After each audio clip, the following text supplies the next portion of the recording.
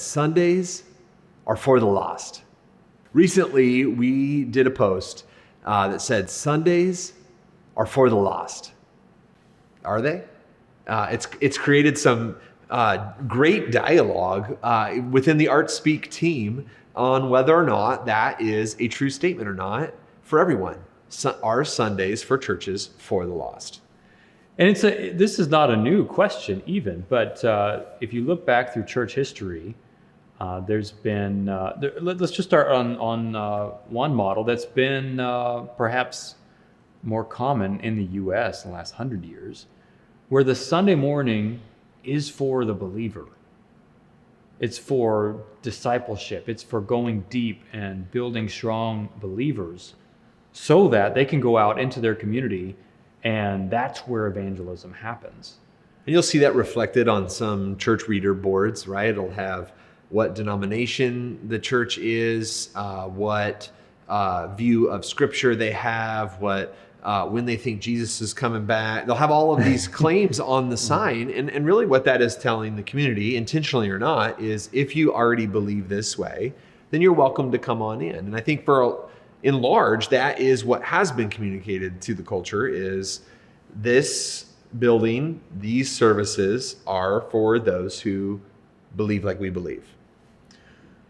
But then modern day comes, and there is a new model that you see a lot of in the church world today, where the Sundays are for the lost. Some will say this explicitly, that's why we do Sundays, it's for the lost. And so in that model, you take that Sunday experience and you make sure that everything in it makes sense, that someone who has not been churched, who does not know God, can walk in and understand everything that's happening, that the message, the experience is targeted to that person. And so that's a very different view of how evangelism happens in the church. And in talking to some friends, both on our team and leaders of even church planting movements in the country over this last week, I'm finding that there's almost a resurgence to, hey, the gathering is going to be for the believers so that we can empower a missional community out into the world. That's where we'll engage with those who are outside of the community. And I think that you see some reasons for that push. In fact, I remember that being very popular when I was in seminary. It was kind of a push away from big church. Looking at big church and all of the production and all of the lights and smokes, or whatever was going on, that was viewed as being this is church being done for the lost. There was different terms for that, seeker sensitive. But then, so a push away from that, like, no, let's dig in deep to a community. Mm-hmm. Let's get rid of all the extras and let's exhibit authentic Christianity in the context of community, without all the fluff, without all the noise. And I think there's a lot of appeal in that, especially for those of us who maybe were very involved in big church and got a little tired of all the production and got a little hungry for something that maybe felt a little more natural, a little more authentic, a little more real. Right. I wonder, the very first time I ever interviewed for a lead pastor role, the team, the board that was interviewing me, they felt this tension. And they asked me that question. They said, here's what they asked: are you seeker friendly or are you spirit led? And my response was, I find that the Spirit leads me to be friendly because why would the Spirit not want me to be friendly? And so, and I guess what I'm trying to say is, does it have to be? It's a legitimate question. Does it have to be either or? I feel like anytime Jesus was presented with a binary option, is it this or is it that? He was a master at coming up with the third option that was always kind of convicted both parties. And I wonder if he might have a similar third option for us today. Because obviously, there's a couple things that churches should be doing, right? The church should be building disciples. We're called to go make disciples. And that sounds like a bigger conversation, a bigger process than just evangelism. Yes, committing to Christ is like step one, right? Maybe. Right. Maybe. But a discipleship that ignores evangelism wouldn't even be discipleship, right? Yeah, That's you've a got to part of start it. somewhere with the discipleship process. So both of those things need to happen. Yeah. And so the question is, what strategy is going to work for you in your context, in your culture? And so, part of me wants to say, well, we're asking about Sunday. We're asking about a day of the week. And is that the real question? Well, I don't know that it is or maybe it is, I don't know. But for me, as I've been processing this, the statement that I love is the church exists for the lost.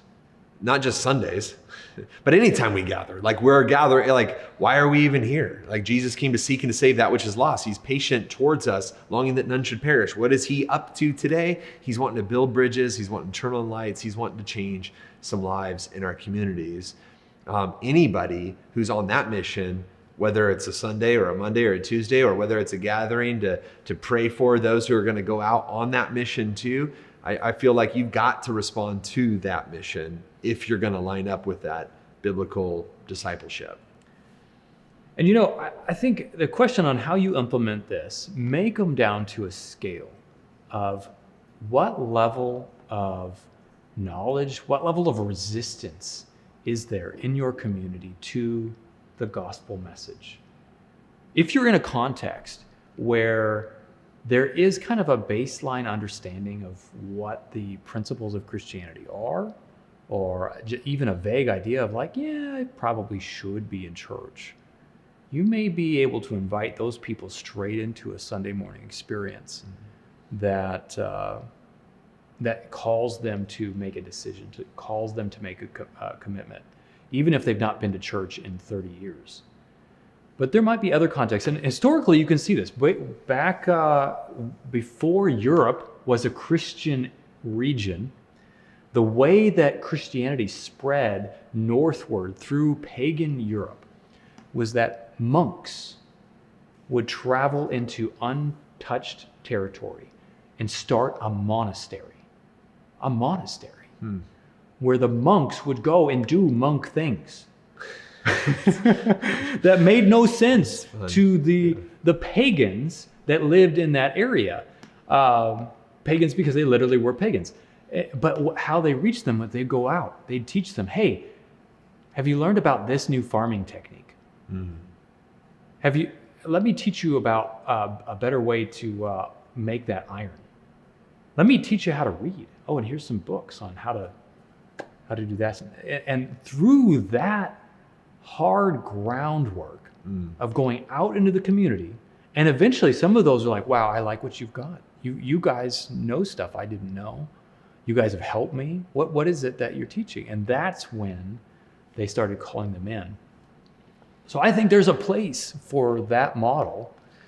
There's something about what you just said that reminds me. I was talking to a church plant director in the Pacific Northwest earlier today, and he said that he is recommending that a lot of the church planters do start bivocational, which is different than the launch large, be attractional, full-time in ministry. Because I get it, man. When you're pastoring a church, it is a busy, busy enterprise. But he felt like having the experience of being bivocational in your community is going to give you touch points. It's going to give you clarity to their issues. It's going to give you wisdom. Well, his words were, it's going to make you not weird.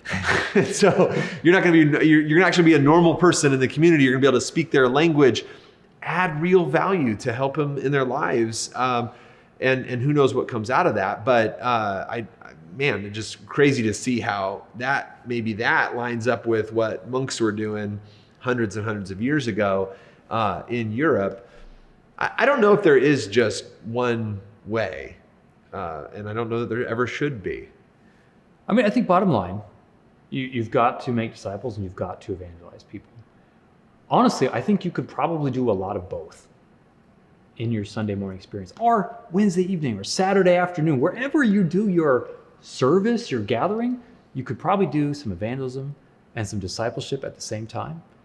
You may have to do some heavy duty discipleship in a small group context. You may have to do some evangelism in a small group context.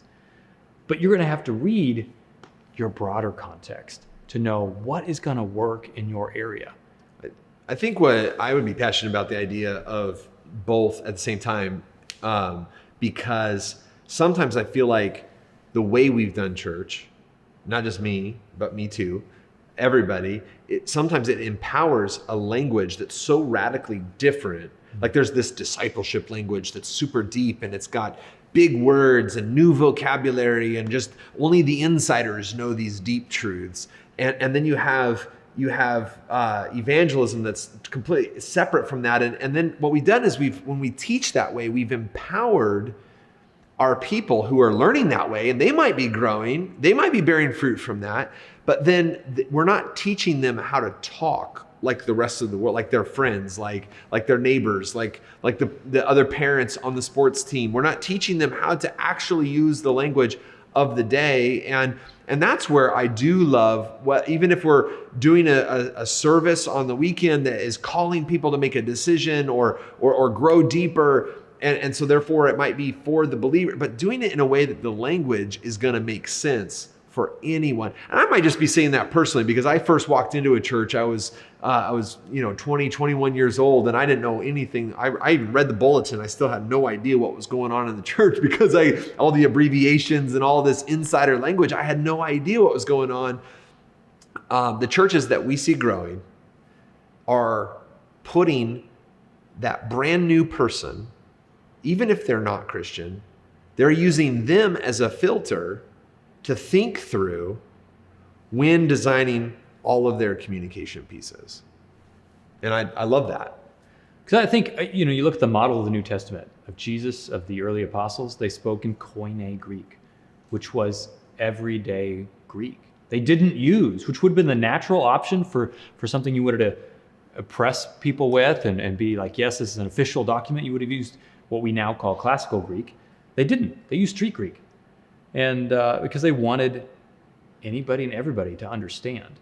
And so whether or not we're treating an experience as specifically targeted toward the lost or to the believer, we could probably figure out how to communicate that in language that everybody has the best opportunity to understand. Well, I love that. That is my favorite conversation. I love how that was applied by Church of the Highlands in Birmingham, down there for some training a year or more ago. And they had recently retooled all of their materials, not just their advertising or their Sunday service flow, but literally all of their discipleship materials, because they had actually hired a group of non-Christians and given them their discipleship materials and said, what do you think we're trying to say? And they realized what those materials were leading those people to think was not what they were hoping. And so they rewrote it so that even though it was actually material to take a believer deeper and empower them more in their own lives, they wanted to make sure that everybody would understand what was being communicated. I love that. Yeah, I love that idea too. Because if you have decided that your experience is for the lost, what if you went out and found an unchurched person and said, "Hey, look, I'm not trying to just buy your salvation. How about I just give you $100 to come experience our experience and give us a full review? Tell us what you thought." Yeah. Just to see, are you connecting the way you thought, or are you being confusing and weird to people? Another experience that I had was at a church, growing multi-site church. Probably the most the one experience that probably epitomized really putting the lost first. In that, and I say the lost, I don't know, just the unchurched, those that were outside of the church, is they actually in the service, they flip-flopped and they went message first, and then the music and worship was in response to the message. And I was a visitor. I'm like, don't they know I'm an evangelical? I need 3 worship songs before I'm ready to hear the preaching. Don't they know? That's what I need this weekend.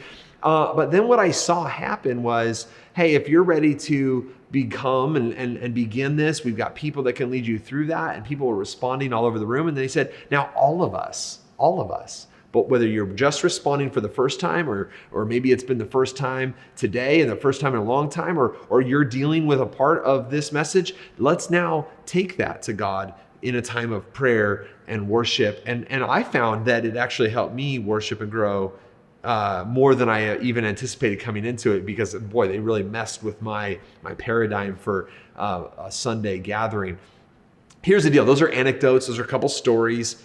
The principle here we couldn't possibly get to the bottom of in one video should Sunday at church be for the lost? Is the church for the lost? Is it for the unchurched? Church for the unchurched? We would love to know what's working where you're at. What are you doing to engage your community? What are you doing on mission? Now, I know a deeper conversation like this can really bring out the militant in us. And so that will not be tolerated. We are really just trying, because I don't think there's one way. In fact, I do think Jesus probably has a third option for us. If maybe you've dialed in on it. Maybe there's a ministry, maybe there's something, a community, a small group of outreach, whatever it is that you're doing, and you're seeing it engage those that think they're far from God, but they're just unchurched, and they're coming and they're experiencing and they're becoming a part. We'd love to hear it. If you could message us or post your comments in here, we would just love to help facilitate a conversation that talks about and wrestles with that tension about how do we reach the most amount of people in our generation. So true. The church has to adapt to reach as many people as we can. And so don't hoard it to yourself. Let us know what's going on. Thank you.